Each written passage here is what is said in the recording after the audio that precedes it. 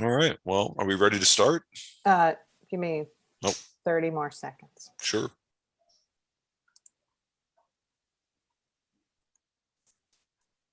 All right.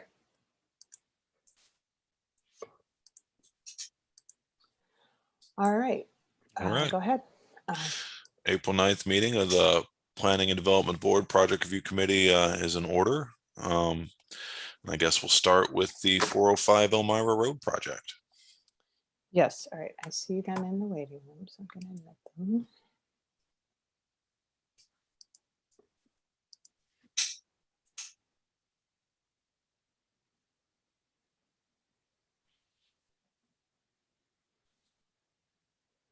Good morning.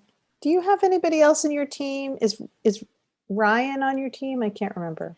Yeah, Ryan Jordan. Okay. He's calling it. Yeah. All right. I'm letting him in. Okay. So you can share your screen if you want to go over the project. Yeah. Or sorry, Rob. No, go ahead, please. Please Yeah. facilitate and make things happen. That's great. Sure. What I'll do is, Ryan, if you want to take the baton here and just kind of give a quick overview of what's been changed since the pre-application meeting. Go for it. Can you hear us, Ryan? Oh, where's Ryan? Ryan, I think you're muted, bud. Can everybody hear me? There you go. Yep. Getting this set up.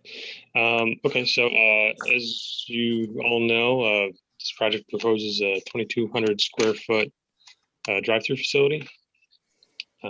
Since our last submission, a couple things have changed. The major being we've slid the building over closer to the existing, what used to be a Chinese buffet.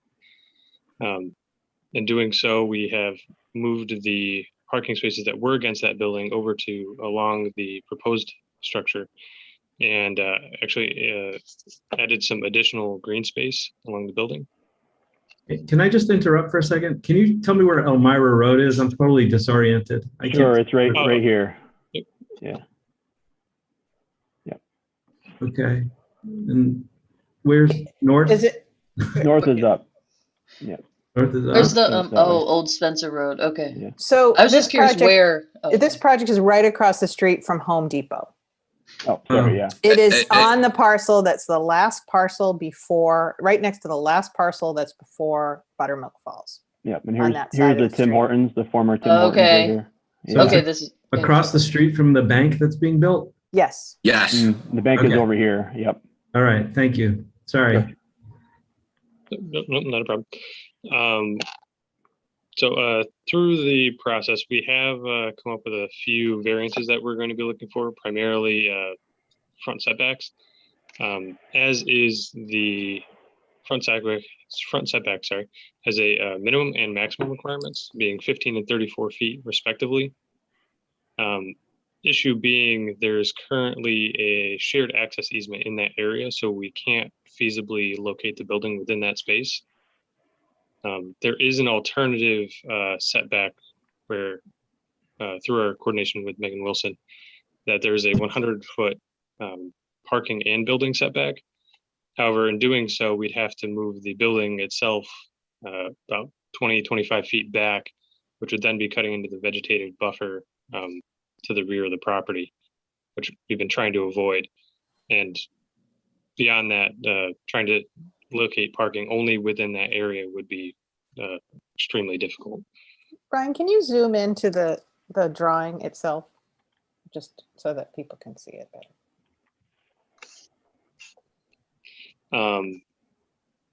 And beyond that, kind of going hand in hand with the front setback, one of the requirements is the building frontage. The code reads that 35% of the lot width has to be occupied by building within the setback area. And given we can't be within the 15 to 34 foot area, it definitely causes some conflict there. Yeah, here's just a frame of reference. Again, Elmira Road here. This is a signalized intersection with Home Depot across the road, and here's the shared access coming into this plaza. There is a through access here to the former Tim Hortons, and then I believe it's a Mavis or a Monroe further to the southwest. Yeah. So this is the kind of what's bogging everything down here on the frontage. We really can't get the building close enough to the right of way to meet that front setback and the building frontage occupation requirement. And we're really trying not to push the building back further to comply with that alternate one because we're trying to maintain the existing vegetative buffer here on the south. Really, the site itself sits within the footprint of what's paved there now. So we're not pushing the project limits any further south. Who holds the easement? Rich, do you have that information? Yeah, Rich Wilkinson is a developer for the project. Yep. The easement is currently held between the owner that we're buying our property from and the owner of the Tim Hortons and the Buttermilk Plaza. So, and I believe, is it Goodyear that's up in the corner? They also use that same access road. Mm-hmm. So there's, like, originally the same guy owned all the property, then he kind of split everything off. So that easement kind of went along with it with each sale of the parcels along the way. Apparently, I guess way back when, this used to be a car dealership of some sort. So that's kind of how it got divided up. Okay. So can you point out the pedestrian access to the pedestrian access to the building, please? Sure, great. There's existing sidewalk here along Elmira Road, and we're proposing a sidewalk stub to come off of the existing sidewalk and into the site through this crosswalk here, and then up into the main entrance of the building, which is right here via sidewalk. Yeah. Does the board want to see elevations or? Yeah, do we have those? Sure, yep. Let me do the colored ones for you here. Colored elevations are here. We are also, in addition to the building setback variance, we are asking for signage variance as well for both building mounted and the freestanding monument sign area. All right. Anything else you want to show us before we just go around the room and get feedback from the board? I don't think so. Anything else, Rich or Ryan? I have nothing else. I mean, you know, the biggest thing is we're trying to make the most efficient use of this site. And I think this plan finally does it. We had multiple iterations of this plan that created more problems, and we worked it down to just deal with the setback issues because of the road. Trying to increase the stormwater flow and stormwater management, plus, you know, minimize the amount of asphalt. Obviously, in today's world, or I guess we can sort of call it post-COVID or COVID world, drive-through and drive-through flow is predominantly where business lies for restaurants in the future. You know, less and less people are going inside, so you know. Make the dining room smaller, make the site, you know, less impact to the environment, and move on from there. All right. I will, if I could, just one couple more things here. Because this is kind of a free-for-all for vehicular traffic, what we're trying to do is channelize the through traffic between the two plazas with some lane striping. We have stop controls at the exiting parking lane here for the drive-through for the restaurant, stop sign and stop signs here for the plaza coming out to it. So we're trying to, you know, create some traffic controls, some channelization for traffic, while also trying to, you know, for lack of a better word, trying to maximize some stacking here at the intersection.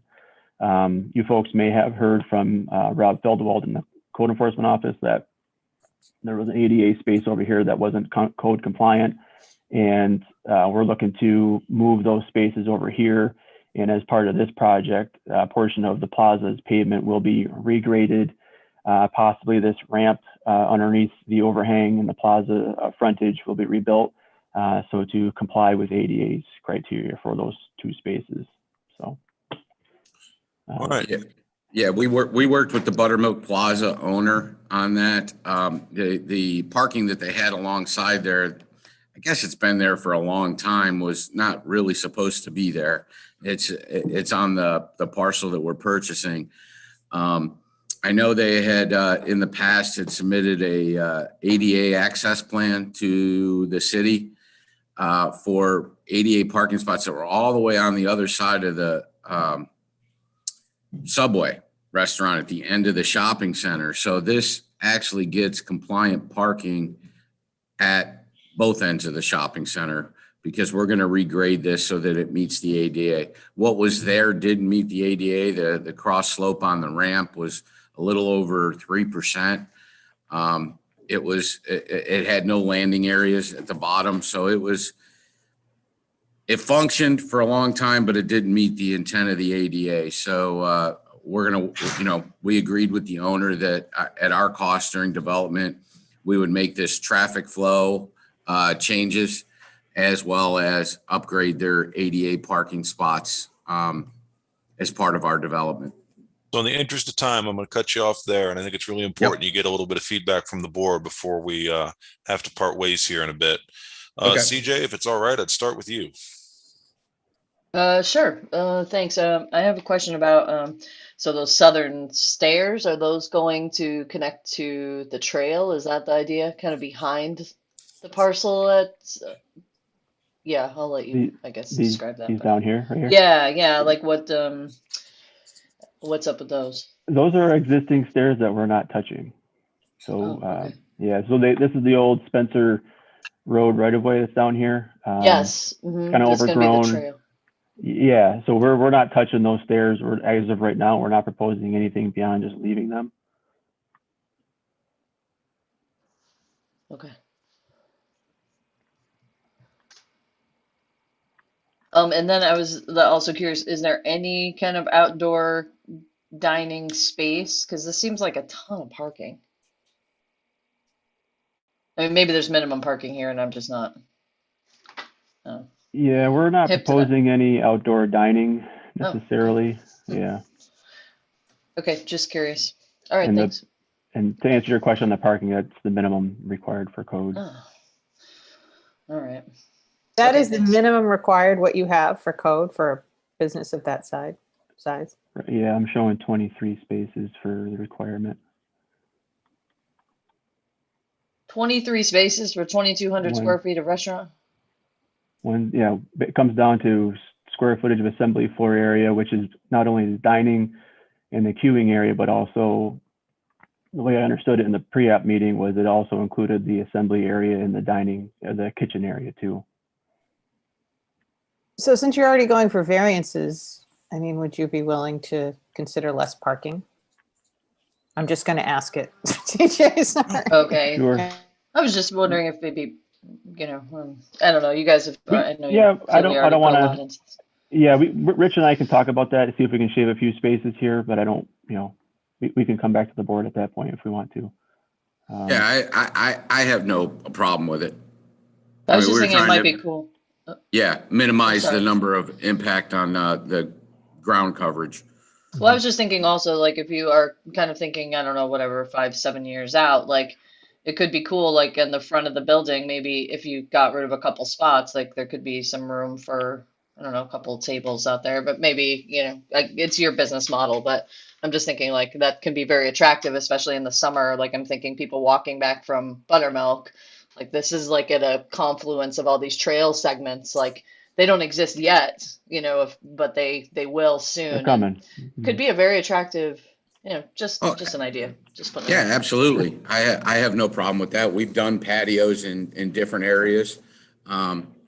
So I have no problem with that. Thanks. Mitch. This is the perfect confluence of food, restaurant, and trail in the history of food and trail. Buttermilk and fried chicken. It's like you can't get it any better. So I think this is really good. It seems fine. Maybe you can put some trees in that green space. There's like a green space off the drive-through. Yeah, there's like a pretty big strip there. Maybe you can do something with that, dress it up a little bit, but there's Yeah, this that. area There's here. also, Yeah. that big one. That's a big one. So maybe some big columnar trees and, some shrubs on the ground floor, on the ground level. So it seems fine though. Everything looks good. Great. Emily. I have the same comments. There's going to be an amphitheater across the street at, I think it's Key Bank.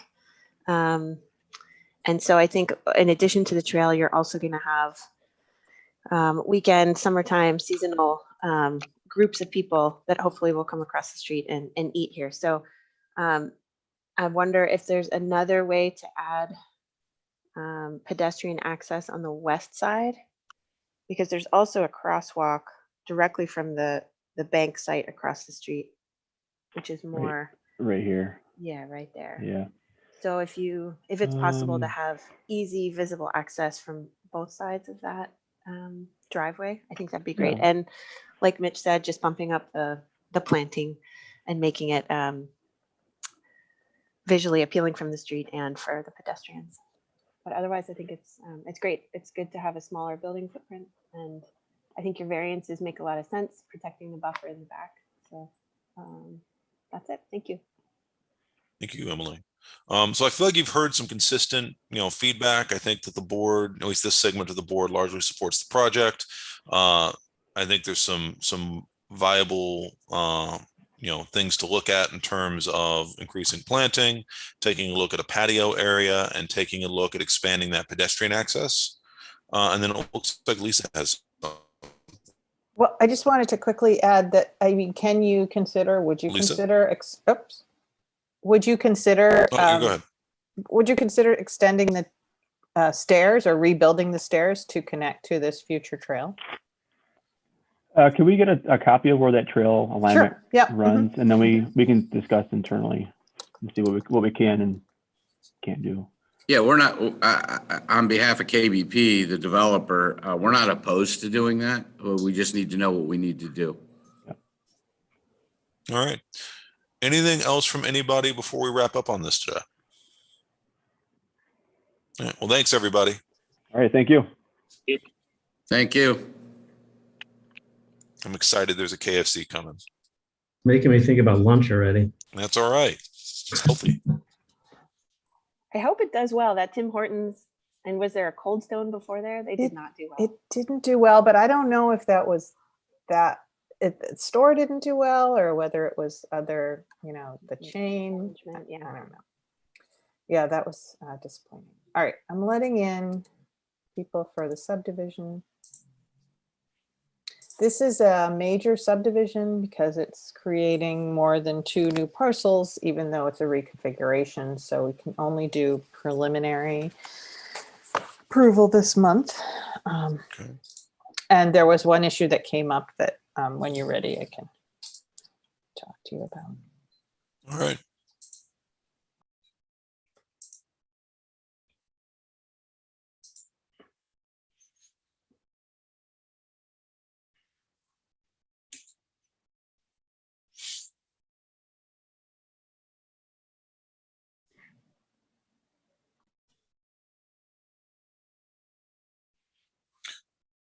Hello. Good morning. How's everyone? I'm doing well. Is it the 2 of you today? It is. Excellent. Take it away. All right. We appeared before you, I think it was the end of March for a preliminary subdivision approval. And we also, we did receive our negative declaration on March 23rd under seeker. We have, since we last were before this board, we appeared before the Board of Zoning Appeals, and we were granted the necessary variances for the subdivision.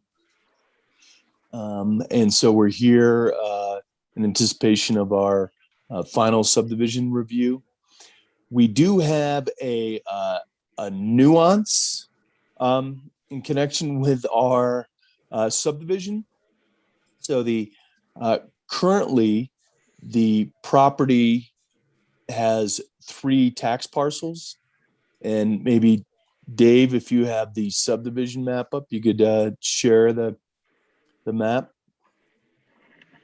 Yeah, So I'll we- just share this highlighted version of the existing property that we previously had presented to the city and to the board, just to help you quickly grasp the existing tax parcel scenario. As FL mentioned, there's 3 of them. And again, these were done, as we believe, a long time ago for tax apportionment purposes. But they're still there. They're on the books for county assessment. So the yellow parcel to the north. So north is to the right. South Meadow Street is at the bottom of the drawing. So the Barnes and Noble wing, we call it, is part of the yellow parcel. Chili's is out front on the yellow parcel. Then the much larger remaining Tops Plaza piece is in orange. And then there's the small green parcel that's the Elmira Savings Bank. So these are all currently identified with individual tax map parcels. Yes, and so in connection with our application, we have what has been described as Parcel A, which is the main shopping center, which would be the Tops, the Top store, the Barnes and Noble, and the small shop space. We have right there, and that we've called that Parcel A because nothing's really changing to that parcel, but that parcel actually is 2 tax parcels right now. And the intent is not to combine those 2 tax parcels. The tax parcels that we're looking to create are the Chili's, which is to the bottom right of your map, the Elmira Savings Bank, which currently already is its own tax parcel, but we're adjusting the lot line so that we can capture all of the drive-through. And then the Verizon parcel to the bottom left. So, and in the narrative for the meeting today, it describes, our application is creating 4 tax parcels. We're actually, when we're all done, there would actually be 5 tax parcels, which would be the 3 original ones, which are for the Barnes and Noble, the Tops, and small shop. So that's 2, the Elmira Savings Bank, which is 3. And then the 2 new tax parcels are the Chili's and the Verizon. So it might be worth going into the next meeting to have one of these maps with maybe 2 colors of highlights. One color of highlight is existing divisions. The other color of highlight is new divisions. Just so we can just see it all on one sheet, understand it without having to compare sheets. Yeah. Make it really Sure. easy just to finish up next meeting. And also, you need to label the parcels you're creating, because Parcel A now is actually 2 parcels. So, that Yeah. I didn't We'd have- know that until yesterday. We'd have an So, 'cause A1 and an A2. Yeah. Okay. So, Just but because of this, it's a major subdivision instead of a minor subdivision because it creates 2 additional buildable lots. So we can only do preliminary approval this month. It takes 2 months. So Fair enough. And that's despite the whatever action we took last month, just because we just the did, situation's neg changed. deck, and Okay. I mean, if we had known, we would have done preliminary last month, but we didn't know this. So. Got it. That makes sense. Um, Yeah. I mean, I feel like this was relatively uncontroversial when the board talked about it last month. I don't know if any member of the board has comment on this today. I just think whatever we look at, in a couple of weeks needs to be a little clearer than what we're looking at now. Fair enough. Sure. I do have one additional comment. Yeah. Along Fairbanks Memorial Parkway, and I've talked to the applicant about this, I just want to bring this up. Along Fairbanks Memorial Parkway, there's lots of unenclosed dumpsters. We've been trying to correct this situation for years and years and years. It's out of compliance with Southwest Design Guidelines, and we don't allow unenclosed dumpsters in the city. So this is an opportunity to make that a condition of final site subdivision approval, that they have to enclose the dumpsters back there.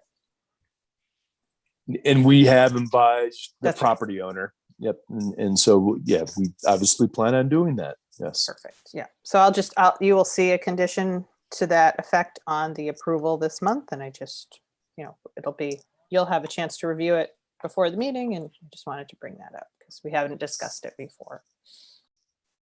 Good. Anything Right. else that we need to go through on this today?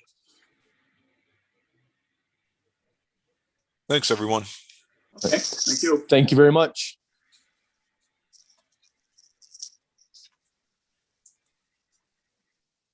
All right.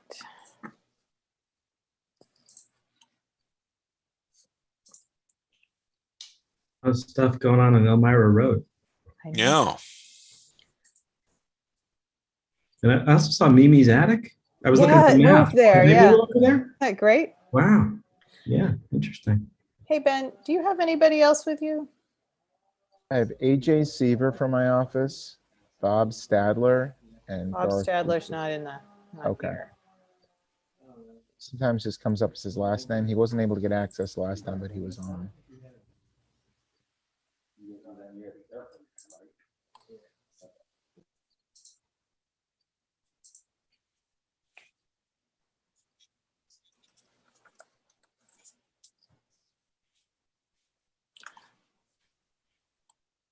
Well, he's not here, so.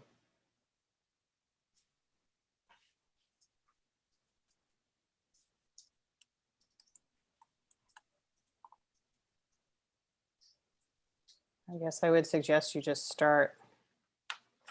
Oh, we're all good. We can go ahead. Okay. All right. When you can, please take it away.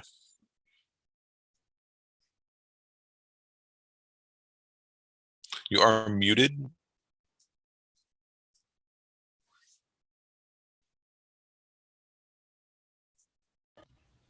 Okay. 1 second. Let me pull it up. So, I believe you guys have already seen all this. We went before the BZA last month, and they didn't have an issue with the setback variance.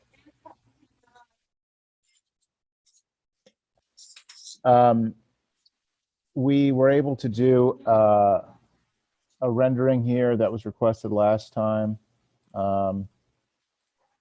And then, as you know, we got the building out here in the front, and we raised our elevation by around 5 feet. So I believe this is all kind of repeat information, so I'll just kind of breeze through all this. I think that the purpose of the next meeting is to just finalize everything with the BZA approval. Is that correct? Or is there additional review or comments that we should be expecting for this meeting? We're considering final approval. There's definitely an opportunity for the board to make additional requests, have additional comments. And this meeting today is sort of a check-in. You can let us know if anything's changed. And then we can go around, give the board a chance to give any, last bits of feedback or requests before we have our meeting in a couple of weeks. Okay. Yeah, I can tell you nothing's really changed. This is still the same packet from 319 or 317 with the addition of the renderings that were requested. So I don't think so I think that if the planning board has this already, I don't think there's anything else to send in. Okay. I did see last time we sent out notices for the meeting. So I think I can just redate the notices I already sent. You don't need to send new notices. That was just for the public hearing. Oh, okay. I didn't know that. Okay, perfect. Makes it easier. All right. Well, if nothing's changed, it might just make sense to go ahead and give the members of the board who are here a chance to respond to what's up. Mitch, Great. could I start with you? Yeah, no comment on this. All right. Emily? No additional comments. Yeah, so it sounds like things are fairly settled. I wouldn't expect any huge surprises one way or the other in a couple of weeks. I think that, there was a slight mix of views when you presented this last time, but I think that those views are probably where they were. And yeah, I mean, I imagine we will take a look at final approval in a couple weeks. Perfect. Okay. Well, thank you all for touching in and checking. Thank you. Lisa, is there anything I'm missing? The only outstanding comment, I don't know if it's outstanding or not. The only comment I had from last month was the percentage of EFS. Did you provide that information? I did at one point. Okay, all right, yes. yep, That was a comment really early on. I yep. think I put it on the elevation, so let me scroll through. Okay, I'll look. Yes, I have it on all the elevations. That was a comment from one of the early meetings. Okay. And so we put it on there, and we proved that it's about 40% of the building total. Yeah. Thank you very much. All right, thank you all. I just also want to let you know, Lisa, and I'll shoot you an email. I'm going to be on paternity leave for the next probably 2 weeks. I'll hopefully plan to be back for the 27th meeting, but if not, I'll give you. Oh my gosh, don't do that. Get somebody else to do it. What's that? I said, wow. Well, congratulations. And, Yeah. I'll hopefully be on the meeting, but if not, I'll leave you contact info for who will be. okay, thank you. So hopefully it's pretty straightforward, though. I think most of the tough stuff's been worked out, which is good. All righty. Thank you very much. Thank you all. Congratulations. Thanks so much. Appreciate it. Talk soon.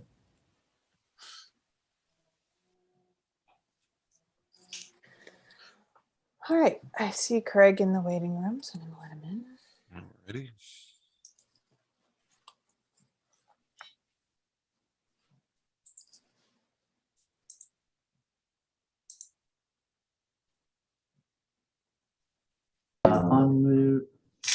Unmute video.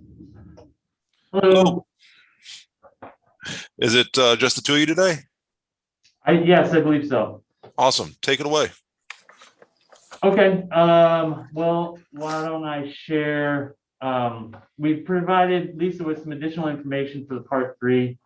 Of course, if you have any questions, let me know.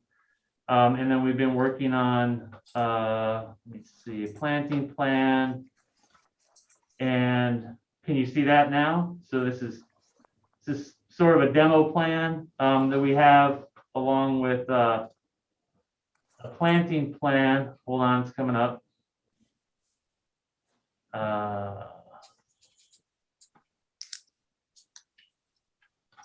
Planting plan of the site.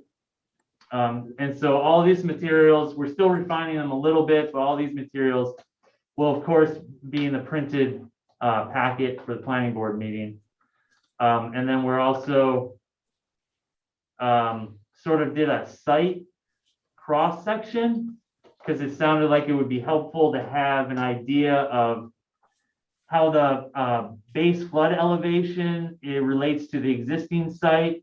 And so we've marked that over here, and you can sort of follow the line across. And then this other dotted line is the approximate existing grade for the cross section, and then how our building sort of relates to both of those. So hopefully that's helpful as far as understanding the grade, the flood elevation and how we have to build accordingly. And then actually over here is coming in. Over here is the existing walk and street as well. So that kind of gives you a little indication of where we're at. It does currently drop off away from the walk and the street. So I think our building siting in elevation, at least, is actually going to work out pretty well and not look odd and brought up in any way, you know. Good. That's all we currently have. TG Miller is working on a floodplain, a flood map overlay for the site as well, because Lisa had asked for that. And we're just trying to pull together some other information that sounded like it was needed for Seeker Part 3. We also met with all the involved agencies, the Army Corps, the DEC, about our improvements to the seawall. And that was a good meeting as well. And we actually looked at some of the inlet properties more globally about what was coming. And so we're sort of setting a trend here, what in the navigation channel, what these involved agencies are going to be looking for, maybe for other projects as well. That sounds productive. So in terms of new stuff to go over today, it sounds like there's, stuff that you're still putting together for the part 3, and then there's the planting plan. Are you ready to walk us through that planting plan? Yeah, the planting plan is still sort of fresh, but the basic idea is that we are a little bit constricted by the overhead lines, which are underlay. You can sort of see them. There's 3 lines right here, and they cross the property approximately like that and land up, and end up on this side.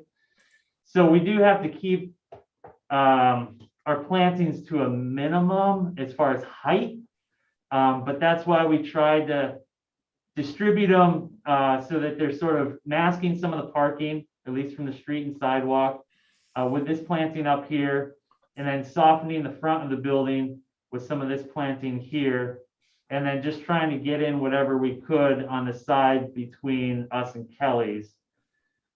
And so using a couple sort of hallmark larger trees, I think we have them as a trident maple, a flowering dogwood, and a crabapple, and then smaller shrubs, and then shrubs sort of layering with different sizes of underplantings for the tree areas. We also sprinkled in some picnic tables. We really want this to be sort of an inviting space. So both for use for the public, but also, obviously customers of the business on the first floor, and stuff like that. But, we want it to be very pedestrian friendly. Great. So let's do questions and comments from the board. Mitch, do you mind if I start with you? No, thanks for the section. That's really helpful. And the planting plan looks fine. The project looks fine to me. It's a really nice project. Emily? Thank you. I agree. No additional comments. All right. Well, that makes it easy. In terms of actions for this coming month, it's really just going to be the part 3 we're working through. Is it worth checking in? Seeker and recommendation to BZA. Yeah. Oh, okay. So there is a little bit. Oh, I'm looking at the wrong project. Sorry. So I haven't reviewed all the information that they've sent or have just showed now. Sure. So, but the part 3, I think that will satisfy. I think we can get it in shape before the meeting. Well, it sounds like we're in good shape for the meeting. Is there anything to be said about variances before we break up here, since we're doing that recommendation in a couple weeks, or do we feel relatively fine on that? Do you want to just quickly go over the variances again, Craig? There. Do you want me to go over them, or are you going to go over? Sorry. I'm not gonna. You can. Okay. No, I mean, if you have anything to mention on that, that would be a good time. But otherwise, we could drop it. I don't think so. I'm hoping that they're all pretty straightforward. There's 3 variances. It's a floor to floor because we're not meeting the minimum. We're actually shorter. I don't think that's a big deal. We're not.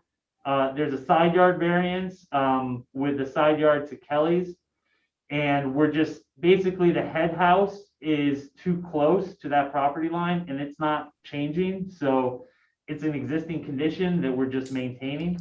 Yep. And then the rear yard is our balconies are projecting into the rear yard, which is our proximity to the shoreline, basically. And that's the biggest, I guess, question mark as far as the BZA, but the Canal Corp and the DEC and the Army Corps of Engineers, none of them have an issue with it. So it seems like it should be pretty straightforward. Okay. Maybe you can add a dashed line on your section that you showed us where the setback is and where the overhang is. Okay. On that section. Yep, That would help. It's a good idea. great. All right. Well, sounds like we are ready for the meeting in a couple weeks. Thank you very much.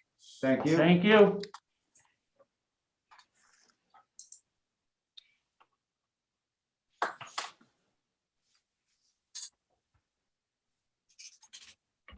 So,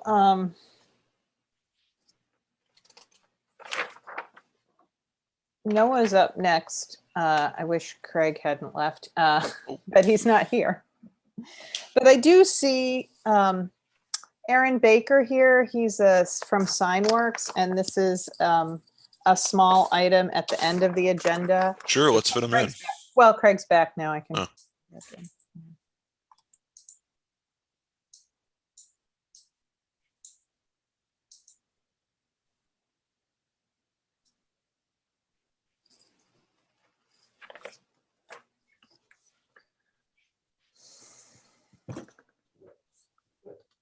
The video is down to the left.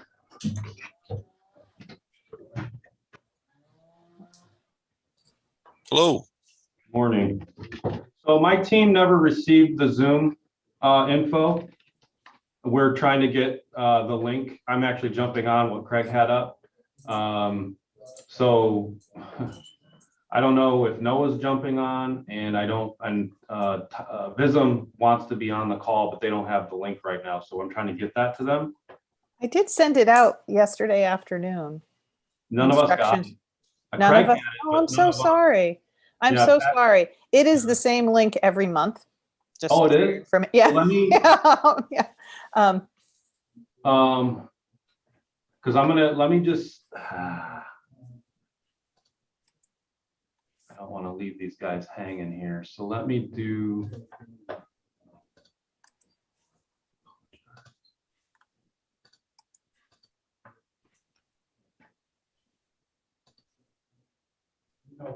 Hopefully we'll be somewhat quick. So ours, even with this delay. Yeah, I will say that I don't know if you have any updates, but all I did for this meeting was to just make an outline of the part 3 to show what information the board needs in order to complete it. So I don't know, I haven't received any of that information, so it's not. So I don't know if you want to show any of it or. Yeah, with some of the, because we do have, we have some stuff that came up in the site plan review meeting. Mhm. Oh, come on.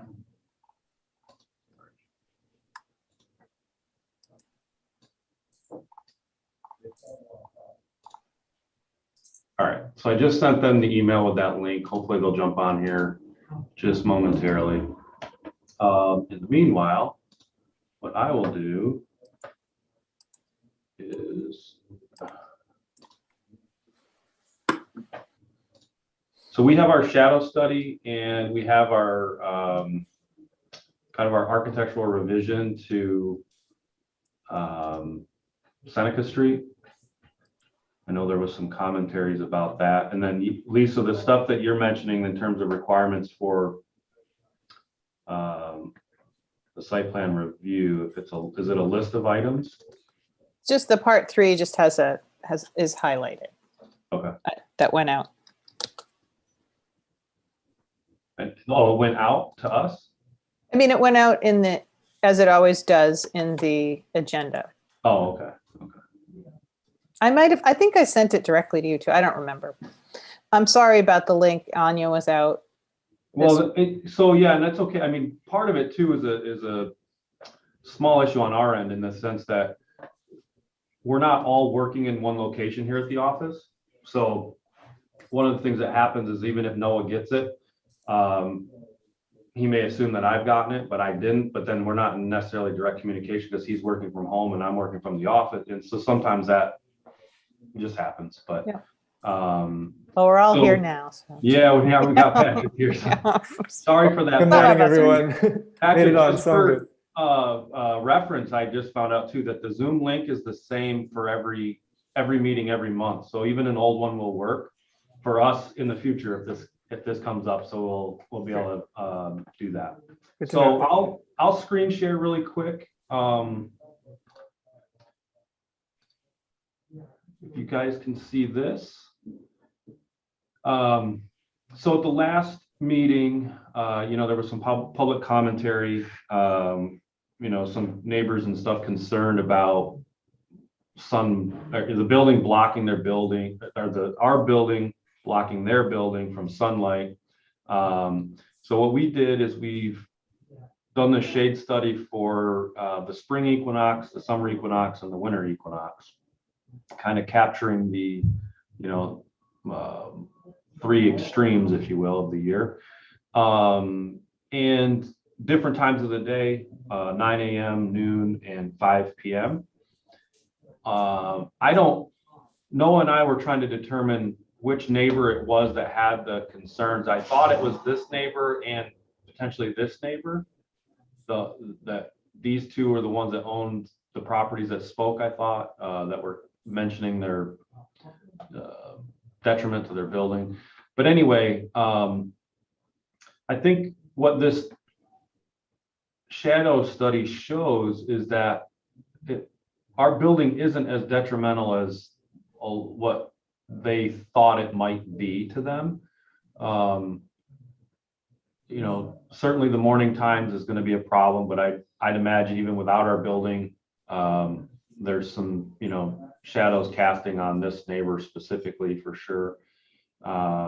We were even noticing that across the street, this building casts quite a shadow at certain times as well, as you can see. And I think in the future, if I remember correctly, that isn't this block slated for redevelopment as well? For 5 stories. Yeah. So we know that, obviously this is also going to create some level of impact as well. But anyway, what you can see is that as the sun rises throughout many of these times of year and daytimes, is that they actually do get quite a bit of sun leading all the way up through. And in fact, this isn't even impacted from our building. This is what they probably already experience here in the winter. And of course, being said too, that's 5 p.m., which we also know at that point, usually it's pretty dark anyway. I was actually going to adjust this one to go to like a 3 p.m. Because we know usually by 4:30ish around here, it's getting pretty well dark anyway. Hey, Brandon. Yeah. Can you just walk us? I'm not sure whether to read this vertically or horizontally. I'm kind of lost. Can you just go through each square and tell me what time of day it is and which equinox it is? I'm like, sorry. So I've had my time spent on this, so my head's wrapped around it. I realize yours is not. So this is our first one. This is the spring morning at 9 a.m. As we move left, this becomes the spring equinox at noon. And then this is the spring equinox at 5 p.m. And, really the only detriment to this particular lot here was, obviously the morning. And then this lot, the impact is in the evening, afternoon. So throughout most of the rest of the day, it's okay. Moving up a row, it becomes the summer equinox. So June 21st at 9 a.m. here. This is noon on the summer equinox, and this is also again 5 p.m. in the afternoon on that same equinox. So obviously this one is the least impactful, of course, because the sun's at its highest point. And I think this clearly shows that there's very little impact throughout most of the day for that. Then stepping up here is the winter equinox, so December 21st. Again, 9 a.m. here, sun's quite low. I think pretty much all of these buildings are casting quite a long shadow. And certainly here it shows that most things are going to be shadowed. Then moving on to noon, gets a little bit better. It starts to improve. This building comes out of shadow a little bit. This building remains in shadow. And then this is the 5 o'clock one that I mentioned. But like I said, we may look at dropping this down to 3 p.m. We kept it at 5 just for the consistency of the other time frames, but I think this may warrant just dropping it to 3 p.m. with everybody kind of knowing that by 4:30 it's usually pretty well dark, certainly by on that equinox date. Yeah, and if I can jump into putting on my design philosopher hat and talking about the epistemology of shadow studies, I think it's important also to ask what these kinds of illustrations don't capture. So, because sure, visually the shadows might seem initially imposing, but if you think about, for instance, with the amount of cloud cover in Ithaca, that direct sunlight in a residential building in the middle of a workday is something that most people aren't going to experience by and large. Ambient light and the way that light reflects from neighboring buildings, the amount of sky that you still see when you're walking down the street or when you're in a neighboring building to, like, even if you're in shadow. In the wintertime especially, even kind of like Brandon said, the sun sets early and rises late, so that most of the sunlight that people are going to experience is going to be outside their residence anyway. And if there's snow on the street and we do get a little bit of sunshine, the like bright white color of the snow reflects so much light as well, in addition to the direct sunlight. So I think those are also components to keep in mind when we look at illustrations like this. Yeah, and additionally, the other thing I was going to add at the end of all of this is that, so what you can see around the perimeter of the site is, trees, street trees, etc. And in our program, they don't actually cast shadows. So there's even this natural element of existing context that's going to be impactful to some of these buildings with, tree locations. These probably won't be, of course, right, because they're going to be shooting towards the north, but some of these other just landscape items will also be casting shadows that, just again, throughout the day will change, of course, but we don't have the ability to capture that impact through the program the way that it recognizes this stuff. But we wanted to show it for context, just so it was known that, beyond just the buildings, et cetera, there is this additional component of shadow casting that is already there and existing with the street trees. And, you take it as you will. I mean, we don't see this as impactful as maybe somebody else could. I mean, obviously the one neighbor had a lot of concerns over light and air. But I mean, you're talking about the distance between two houses already at the same height. I mean, the light and air here is pretty well diminished too. So I don't know really how much worse our condition is going to make it for any of them. I certainly don't see these shadow casting images as being maybe as detrimental as some might initially assume they were going to be, thinking that there was some monstrosity that was just going to hover over them at all times of the day. I think this shows that that's not going to be the case. And so this is what we would plan on presenting at the next meeting. And I will kind of defer to you guys if you felt that it might be a better idea or a good idea to reduce this time down to like 3 p.m. perhaps. And if you guys have comments on this at this point, I welcome those. Any feedback from the board yet? I see Mitch nodding.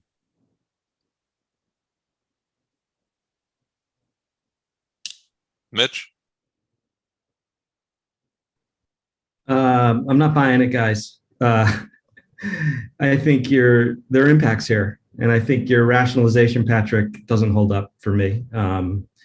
You're taking away their spring morning light and afternoon light. Okay, it's having impacts. So I think you guys kind of just need to own that in a way, and let's talk about mitigations. I mean, you got a big building; it's going to cast shadows. There's no question about it.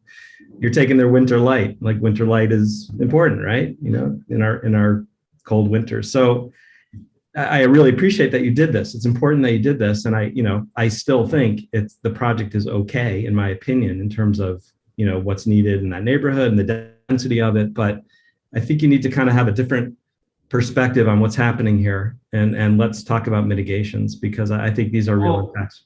Yeah, so Mitch, that's a great, and this is where, to some extent, I feel your comments are conflicting in a way, or at least pointing out something that's inevitable, but at the same time saying, well, it is, but the building's a 5-story building. So we're within the zoning rights of where we're building, but yet we're trying to rationalize the height of our building because of shadows, when it's like, I would understand the the argument more if we were proposing something that was taller than what was allowed, and we were saying, yeah, but we should really do a 6-story building in a zone that's only zoned for 5. And here we are actually complying with the zoning, but then also trying to rationalize what the impacts of that conformed zoning is going to create. That seems, and I guess maybe it, and I don't mind owning it or arguing for it. I think what I see here is that it is not as impactful as what some of the neighbors thought it would be, meaning that I think they came to the board meeting with this expectation that this building was going to put them in a dark shadow 365 days a year, all day long, and this clearly shows that that is not the case. So I hear you, Brandon, and I think Lisa has something to say on this. Yeah. Yeah, go ahead.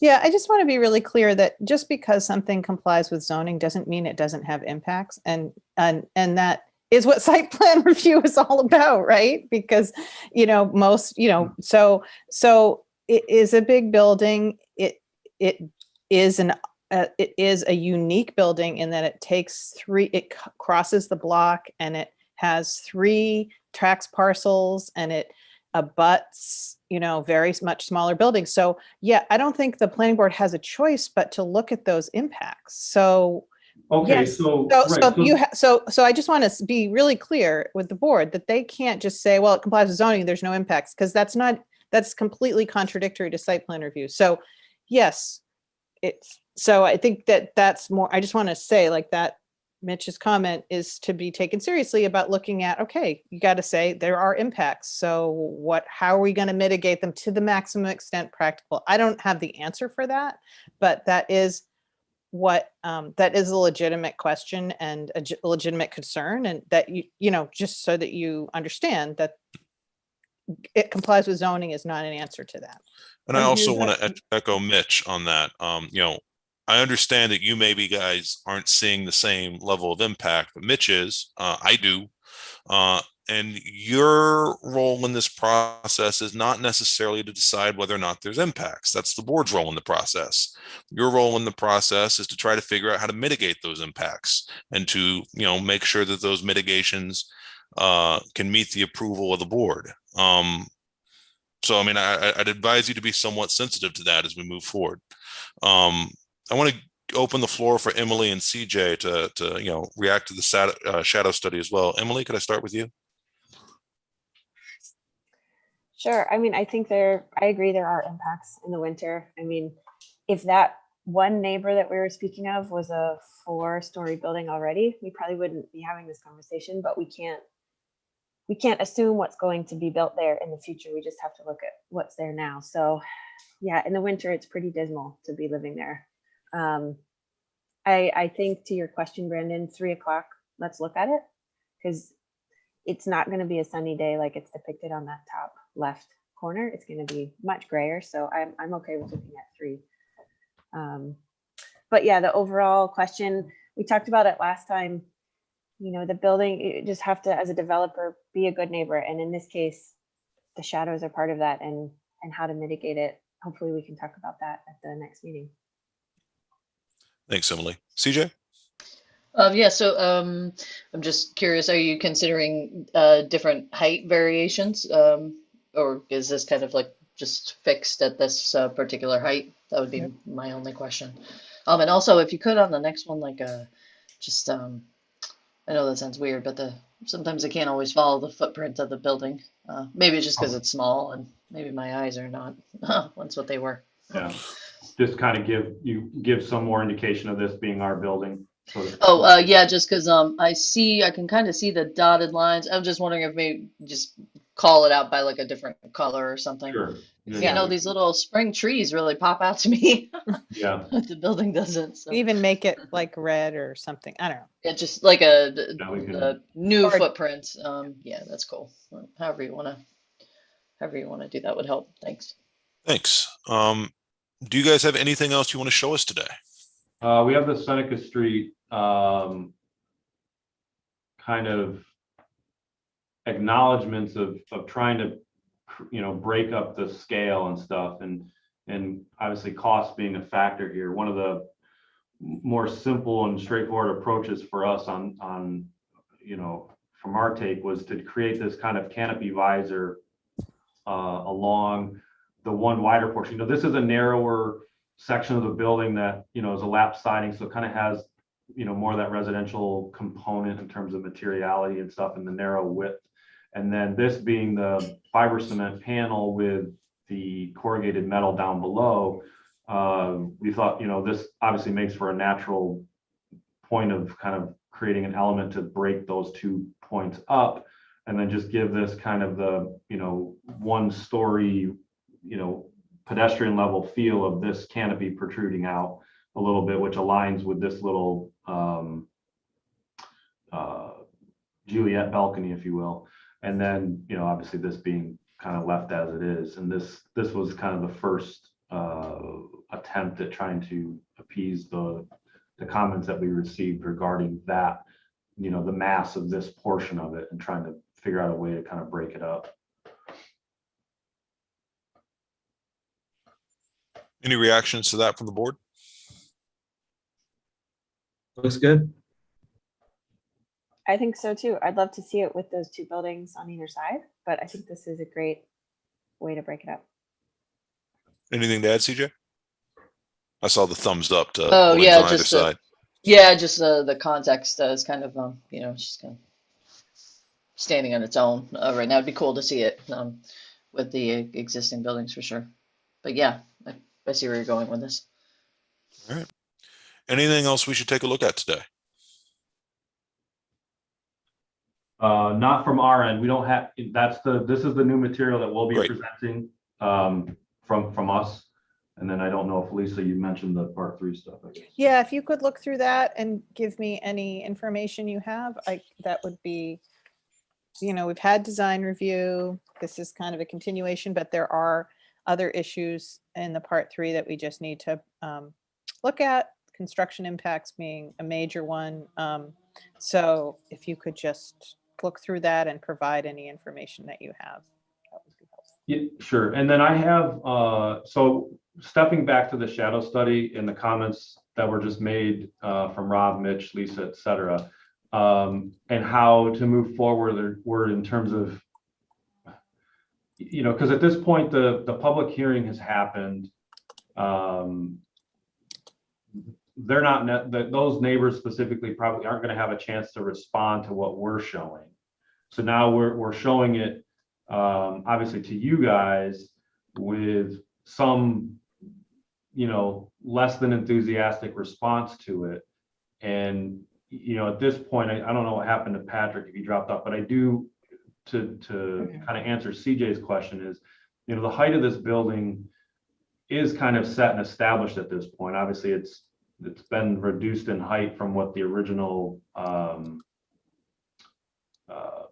scheme was a year or 2 back.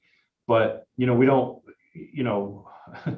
I don't know how to reduce our shadow impact at this point with a project that's proposed, with the 4 and 5 story condition. We want to retain the existing. We want to move forward with that. Well, mitigations are not always reductions, right? Mitigations are not always reducing the impact. There are things that help make up for some impact. And thinking about it through that lens might be helpful. And I think maybe another perspective that I can add is that I think we're reading these illustrations as loss in sunlight is what I'm hearing. But I think from a public policy perspective, we also have to think about what do we gain from this proposal? 60 some units of affordable housing in a part of the city that the city's zoning code and comprehensive plan and just publicly throughout that the city has articulated, we want higher density here. Does higher density come with more shadows? Absolutely. Might our building have be receiving shadows from nearby 5-story buildings in the future? Absolutely. That's kind of the reality of the urban form that's being prescribed through public policy here. I know that for the better part of the 20th century, urban and architectural discourse has focused on light and air and shadow impacts. But I sincerely, having lived in a Fall Creek building where the building was way less than the allowed side setback from the neighbor, the shadow issue, I I legitimately don't think these images capture the full experience of what it's like to inhabit that space when people are inhabiting it, how it's being experienced from the street. And I think the benefits of what the city of Ithaca is gaining with this proposal far outweigh the impacts to like a small renter occupied building that's underbuilt for the current zoning, and that the property owner who doesn't live there has the option to redevelop into a four-story building and has had that option for decades. So that's kind of my perspective. Alrighty. Anything else we need to work through today? Thanks, guys. Thank you.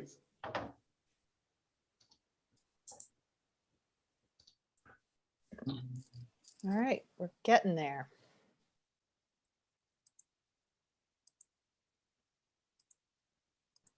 I'm still thinking about fried chicken. Yeah, that's right. Good things are happening.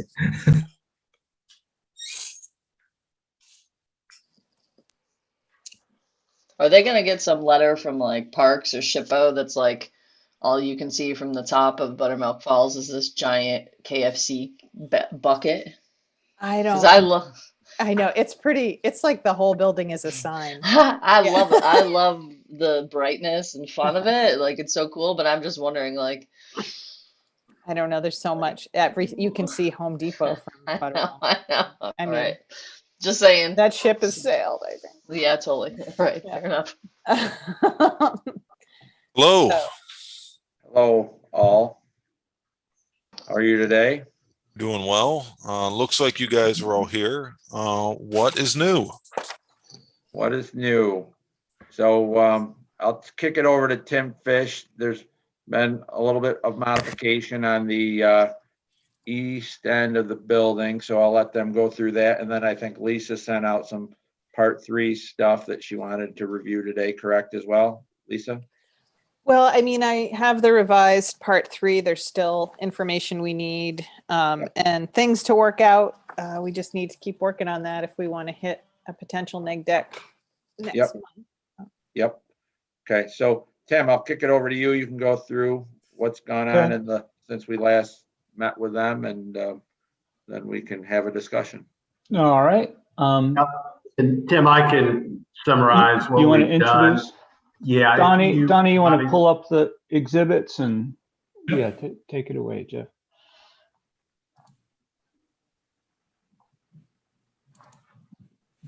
Okay, so we've been wrestling with this for some time and have finally brought it to conclusion. We have, and some of this was dependent upon our seller, Frost Travis and the Gateway Center owners, where, as you know, we were providing parking for their existing tenants, both residential and office and retail. And we're replacing, what we're building upon, which is 152 spaces on the existing surface lot. And we've been working with them to see what accommodations they could make on the number of spaces that we provide back to them. And we felt that providing more than what they have was really in excess of what they needed. And they have come around to agree to that. So we have a change that we want to introduce where we remove the parking in the east level or the east wing of the building. And that then allows us, there's some other advantages to that. It frees up what was a very expensive parking area, given the spans that we had to make for the residential above. And we're proposing now to reduce that or eliminate that east parking altogether. The impact to the total parking count then is it reduces our parking count in total from 302 spaces to 267 spaces. And the way those spaces will be allocated, we will give back 152 spaces to Gateway Center, which is a 1-for-1 replacement of their existing surface spaces. We will then have 115 spaces dedicated to our residents in the new apartment project. And then we have an agreement with Gateway Center that 122 of their 152 spaces will be open to the public after business hours. And the reason it's 122, 30 of their spaces are dedicated to their own residential tenants. So 152 less 30 leaves 122 that will be available to, to anyone that chooses to use, the parking garage after business hours. And it will be access controlled, and with a pay rate that's similar to what you would pay in Green Street Garage, so that we can control, the occupancy. And we think it's a win for everybody. It reduces the overall parking count, which I think was, a desire of yours if it could be done. Excuse me. Indirectly, it would reduce the impact to the intersections, and then it still provides a significant public benefit, probably, excuse me, allergies, probably greater than what we anticipated previously, where we've got now an agreement to open up a larger portion of the deck to the public. And so then the east wing, we're not just pushing it down a level because we're such in a hole there. We still need to keep the residences, the residential level starting at level 2, at least on the north side. So we propose to leave the massing, the elevation. Nothing really changes from the exterior of the building, except that we would replace on the south side of the east wing, where parking had existed. We have the ability to add 9 residential units, which we need to do something there because we got to carry the load above us. In the north side then of the east parking area, we're going to actually add storage units, which I think would be a benefit to our residents and maybe others. Self-storage is a very desirable use type. And so we have the ability to do that. We do not want to add units in the north side at the lowest level, just because they're going to be looking right at the face of a retaining wall. So again, no, minimal or to no exterior or massing changes. And, we think it's a good advancement for the project. I mean, do you want to show the elevations? Just what it looked like before and what it looks like now, which is almost indistinguishable. It's better in that it's more glass and windows, but very hard to decipher with the naked eye. And I would say it's probably better in the way it would activate, the ground level over there, as opposed to having residential on the very first level. So. All right, looks like a good change. Will there be what's the interface between this private residential and this pub and the fire lane and everything? Is there? I think we go back to the plan view, maybe, Donnie.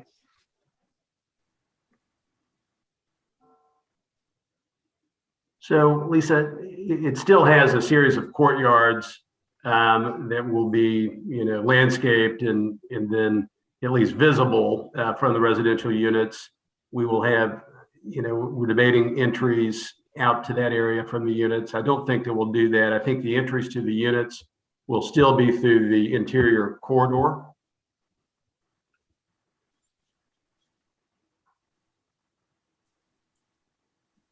But the green space, the connection to the 6 Mile Creek path, I think they'll be very attractive units. It's an appropriate use to put at the ground level, and it really doesn't depart from the elevations that you've already seen.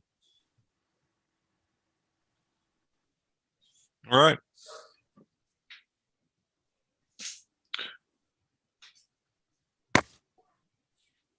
That's our changes of okay. this month. And it's since we last met, Jeff Giffens and myself met with Tim Lowe out at the site and walked the eastern end from the end of our property down to 6 Mile Creek. We're awaiting survey there, but I think we've worked out with the city engineer's office a potential path that works on their sides from an ADA accessibility and bringing folks closer to the water. One of the things that they were going to have some still internal conversations about is an ending point, just because their hope is someday to run water, across 6 Mile Creek and do some improvements there. So they would like where we take the creek to be a point where the water department would think of either putting a bridge and attaching water line pipe to that location, or an area where they would bore under the creek. So that we still haven't got an answer on, but we are awaiting survey, and then we will be providing that information to you. But at the next planning board meeting, we'll have a based on LiDAR information and aerial information, a routing of the path based on those conversations. So we did that in the field, and I think we have a good head start on where we need to go there. Great. Be worth going around the room, get a reaction to what we've seen thus far just before we part ways. Emily, could I start with you? Sure. Great changes. Reducing parking is always good and something we asked for. So I think that's a great change. I would love to zoom into those courtyards. I think last meeting we talked about looking at the landscaping and the creek walk and the exterior pieces maybe in a zoomed in fashion instead of over the whole project. So whenever you're planning to do that, if we can add those courtyards that are now fully residential, that would be helpful. We can do that at the next meeting. Thanks. CJ. Yeah, thanks very much for examining the parking and especially the unbundling and pricing. I think that'll be great for the project and great for the city. And thank you for doing that and putting that effort in.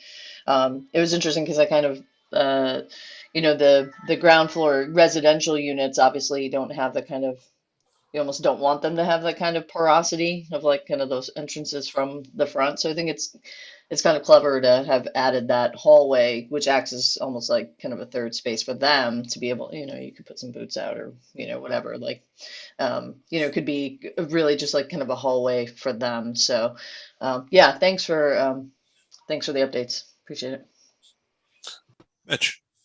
Yeah, I agree with CJ and Emily. This is a great change. Thank you very much for doing it and exploring this and working it out with Travis. And the public benefit is very real. And, I just sort of did a quick calculation. It's like a 0.3 parking ratio per unit, I think, is where you ended up, which is fantastic. And that's a real model. When you have a great site like this that's proximate to downtown and parking is needed by the city, and how a development of this kind can actually benefit those kinds of things. So I appreciate this as a good solution. And I also appreciate, James, what you just said about the meeting with Tim and working that path out. That's really good stuff.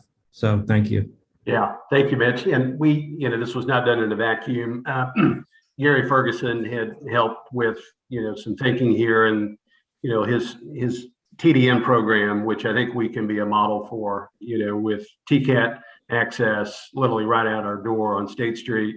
I think it'll be a good testimonial to that effort. Lisa. Oh, actually, never mind. Emily. How are you going to publicize? This is not a question for today, but how is the public going to know that they can park here?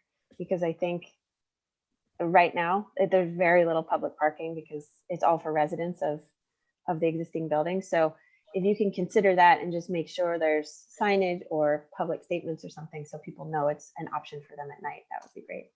Yeah, good point. Lisa, could we connect on what our plans are for the next meeting and anything that we want to make sure and cover today? Sure.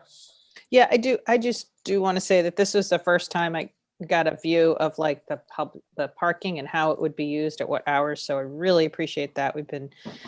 It's really helpful to know exactly the number that's going to be available to the general public. Super helpful. So our original schedule had the board doing a seeker determination next month. There are still a fair amount of unresolved items. And so particularly the transportation section and the intersection with the, DOT is kind of ceded to the city as far as I can see. And then the, engineering department wanted certain things. I think we need to focus on getting those buttoned up. I think, next month, this month, present these changes, but also let's review the seeker and see what we can put in there to finish this up. Also, the board needs to know more information, or we need like a mini presentation, like maybe 3 minutes or something, on the subdivision that you're proposing, because also that's part of seeker. So they need to understand that. It's a bit confusing. I do have a description of it in the seeker document that you should review and make sure I have it right. And it's always helpful with the subdivision to have like a color coded, this is the parcel, the parcels were created. Yep. I don't know if the city has, some of those parcels are you're saying they're being donated to the city, but I don't know if the city, I just don't have the information if the city is willing to accept them,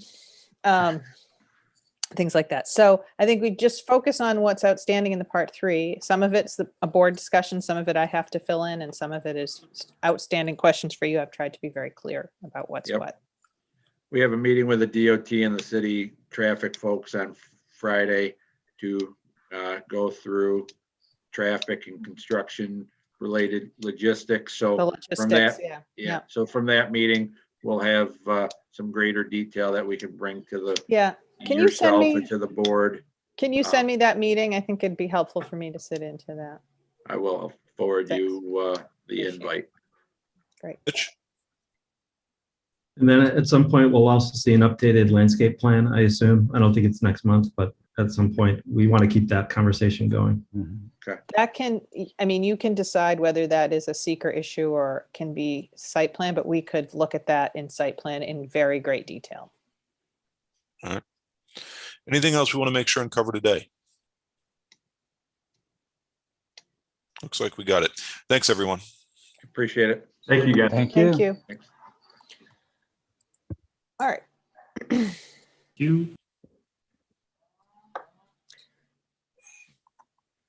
So I'm going to let Whittam in. The last is just signage for the College Ave project and 409 College Ave. And the board is supposed to review signage because it's such a big project. I felt like you should at least see it. I was hoping maybe if they came here and you felt comfortable, they wouldn't have to go to planning board if you feel comfortable. If Sure. So.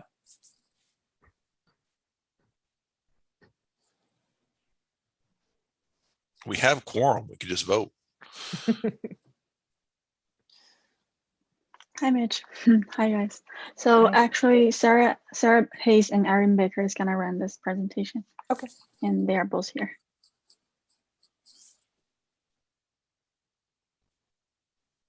Hi, everyone. Hello. Yeah, thank you for making this possible this morning.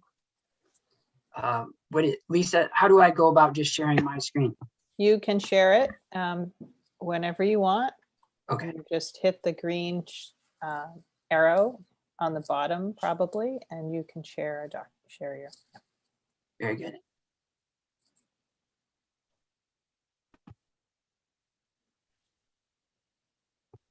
Okay. So working with has everyone had an opportunity to review this package? Why don't you just go through it? Okay, cool. So we worked closely with Megan Wilson, and she had outlined for us that this building, the allotment of it is 2 signs to carry 50 square feet each for total square footage per sign.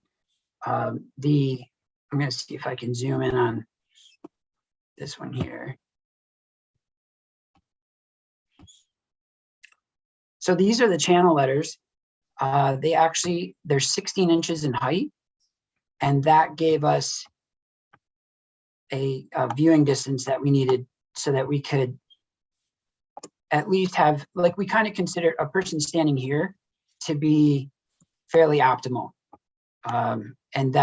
So the 16 inches gave us that viewing distance here of 180 feet to 200 feet approximately. This window line right here, there's a 7-foot ledge that comes off of the building's wall. and it creates a clipping. So the next thing we were trying to do is decide or to determine where that point of vanishing really was. And it's somewhere in this area here. If a pedestrian was walking here from campus or driving from campus, this would be the point that the channel letters would vanish. However, they would pick up on the blade sign. The square footage allotment for the channel letters is 48 square feet. And then we didn't need the 50 square feet for the channel for the blade sign. It was really just not necessary. So the blade sign, this blade sign is 18 inches, and then its height is 183 inches. Let me see if I can zoom in on that for you. In fact, what I'll do is try to see if I can go to the next page.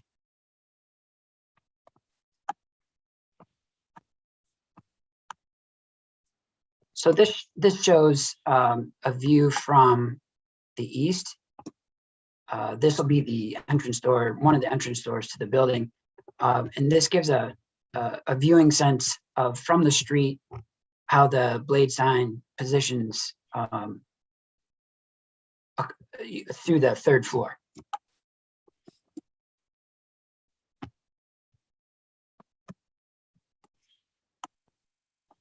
This is a view from the north, and this shows the sign as it is on the building. This is where the glass starts, and this is actually the bricked area. And again, it's here, spanning the third floor.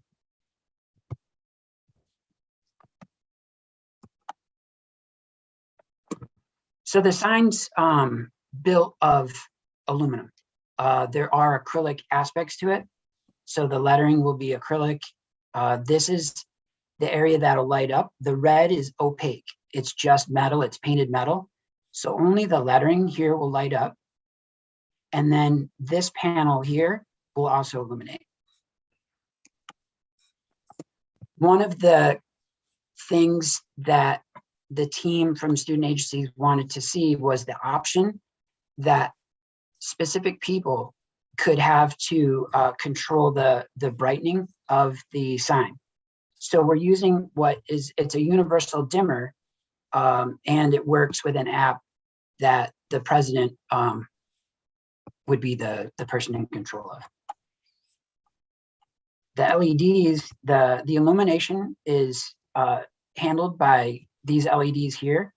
And what they do is they stagger down through the inside of the cabinet vertically, and they're double-sided. So it allows them to cast in both the east and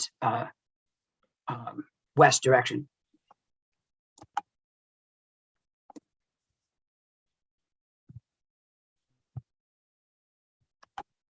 The power for the sign. So it's the power for the sign, the blade sign is coming in through the upper post, and it's the secondary wires that are traveling from inside the building. So by secondary, what I mean is that they're carrying a very low voltage of power, similar to what we would see for speaker wires.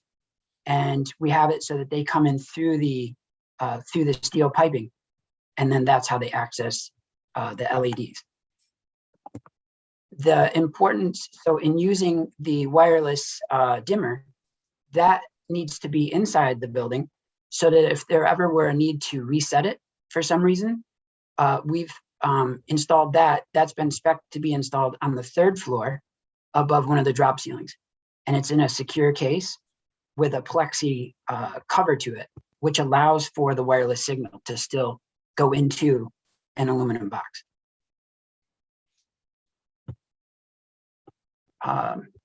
I'm just going to move right into the channel letters, and then we can come back on any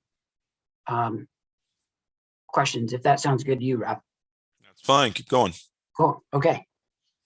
So these are the channel letters. I'm just going to go back to page 1 just as a quick reference, and then I'll zoom back to this page 6.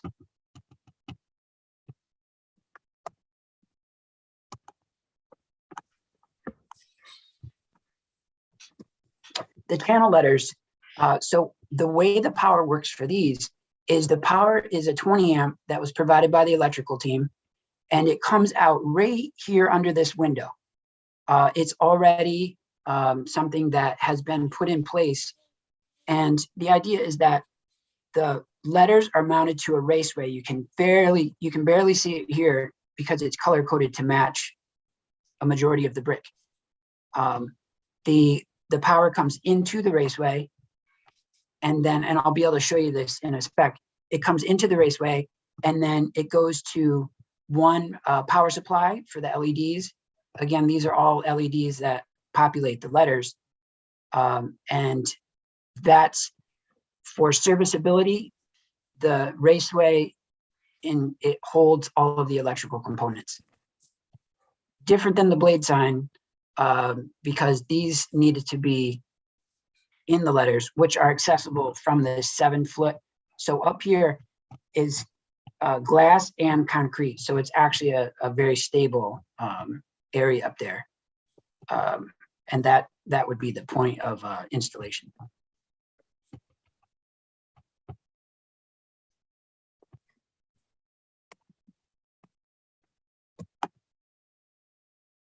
These dots that you see, this is actually how we populate the channel letters with LEDs. This here gives you a sense of the line length and how it works as we move across the line of channel letters. We focused on the B just for this illustration. So here you can see that the letter B has 11 pads.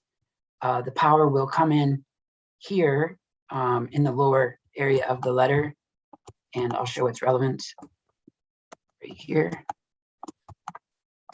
There's an on-off switch for the fire department.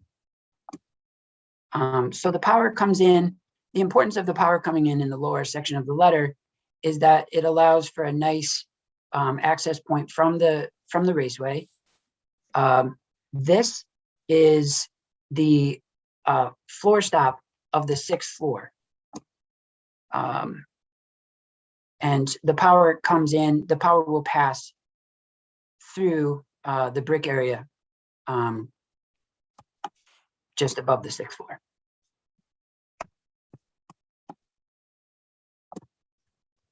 One last thing that I'll show is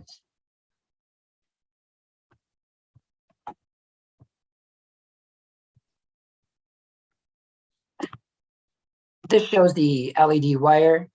It's in a rubber jacketed coating, as it always is. That is the piece that moves from the power supply to the letters. And in the blade sign, that's actually this material that we put into a Smurf tube. And that's what moves through the building to go out of the steel post. This is the one power supply that powers all the letters. And all of our power supplies are rated for a wet and damp, dusty environment as worst case scenario. All right. Well, thank you very much. Yep. I can see why Lisa thought there was a chance we could knock this out in project review committee. I'll say for my own piece, this signage looks fine-ish. If when we go around the room, if board members could share their thoughts on the signage and also whether they see a reason to bring it back to the full board. Emily, could I start with you? Sure, I think these are correctly sized and look great on the building. And I don't see a need to bring it back to the full board. My only question is, will we see signage for the businesses as well? Is that something we want to see? Because right now it feels like sparse, and I just want to make sure there's enough signage, and that I think Ithaca Beer is going into big space and maybe some other tenants further back. So I just want to Any new understand. signage will come back. It will. Okay. Yep. Okay, great. Then I feel like these two are good to go. I don't think the full board needs to see it. Great. CJ? Yeah, thanks very much for thinking through the legibility and the distances, and yeah, simple, elegant, nice. Thanks. Mitch? I think it looks good. Probably don't need to bring it back to the board. My only question, and maybe this is not part of the review, but is the wording actually. I feel like the words "the" and "building" on a building are a little bit generic. The building, it's like we know it's a building, and maybe I'm just sitting here, armchair sign designer, like student agencies, Ithaca, or I don't know what those conversations were like where you ended up on the student agencies building sign. This was the owner, student agencies properties. This was their branding. So it just carried through on the signage. Aren't they student agencies? The logo says something different. There's a couple different organizations within the entity. Like there's student agencies properties, student agencies entity. There's a couple different ones. So they wanted to really brand the building that this is a student agency's building itself. So they're carrying it through on all of the branding for the building.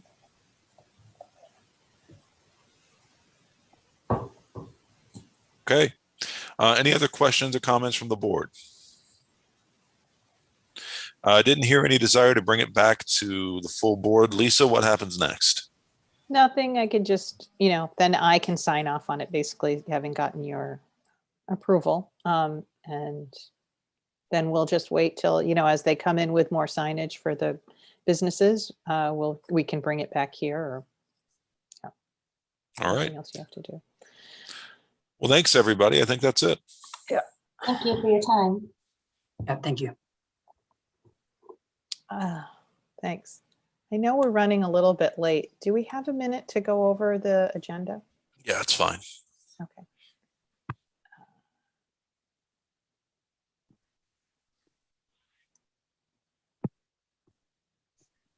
Aaron, how do I get Aaron?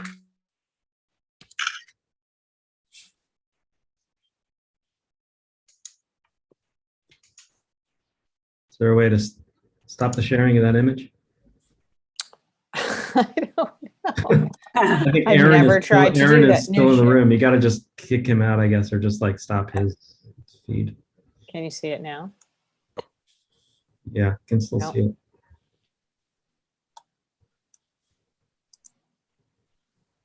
There we go. All right, there we go. Hey, bye, y'all. Bye. Bye.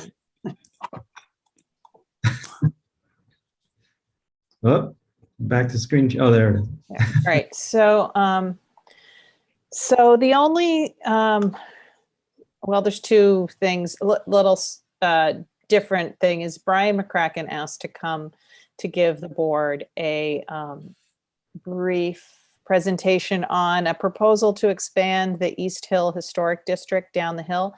As you may remember, this doesn't happen that often, but when there is a proposal to expand a historic district or create a historic district or create a historic landmark, it goes through Common Council and the planning board writes a report on it based on planning. So I think it is worth your time to have a little presentation on this. If you will have to write the report next month, and how it usually works is I'll draft it for you and then you'll just review it. But is that okay for everybody to do that? Okay. All right. So the subdivision preliminary approval, 238 Dryden Road subdivision, preliminary and final. I didn't have them come to project review because everything's pretty much done on it. 815 South Aurora Street. I really felt like they wanted to come to project review, but I really felt like this is a full board discussion. I'm hoping to get everybody's comments on the mock-up at the end of this week so I can give it to them. Emily and I did go over and see it. It's at 510 East State. We saw it, what is it, Monday, Emily, or Tuesday? I don't remember. Tuesday. Yeah. And you can check out the old Mimi's Attic building too. Yeah, yeah, it's coming down. Yeah. Construction. Yeah. So you got Emily's comments. Thank you very much.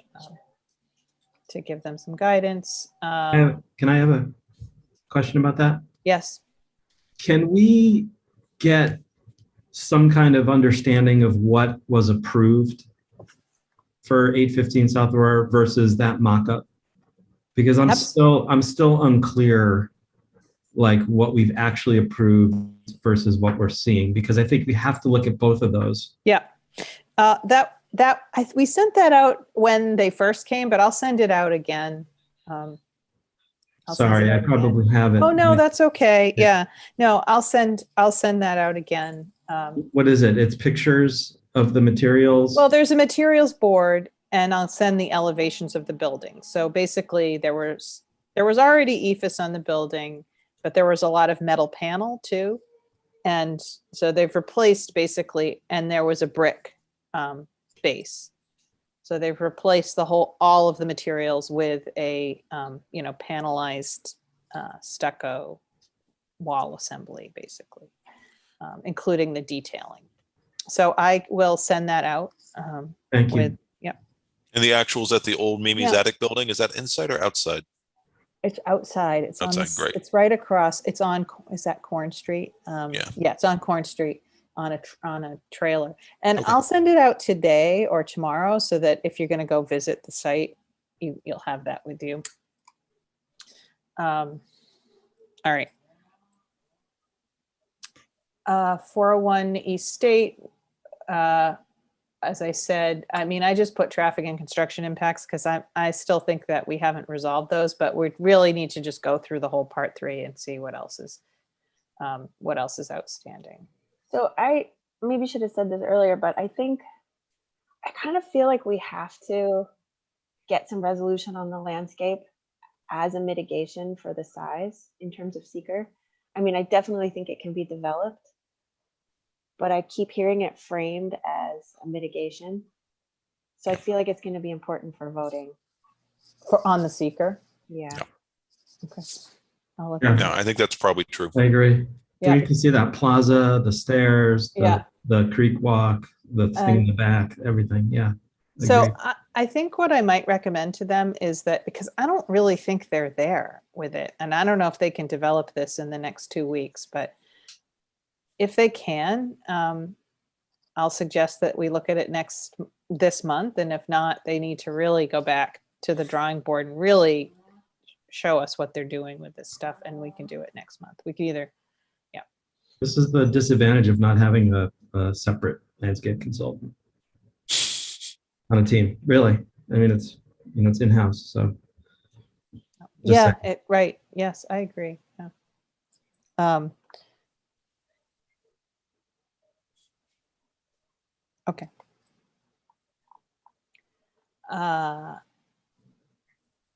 Key Bank preliminary and final site plan and subdivision approval.